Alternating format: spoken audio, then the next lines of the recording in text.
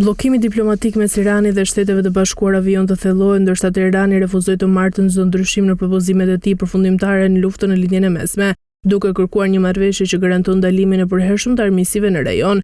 Kryenegociatori iranian tha se nuk ka alternativë tjetër përveç pranimit të drejtave të popullit iranian, duke i ofruar propozimit me 14 pika të paraqitur nga Teherani. Ai paralajmëroi gjithashtu se sa më shumë të zgjasin negociatat, aq më i lartë do të jetë çmimi për SBA-n dhe ekonominë globale. Deklarata erdhi pasi presidenti amerikan Donald Trump hodhi poshtë kundër propozimin iranian, duke i quajtur atë të papranueshëm dhe përplehra.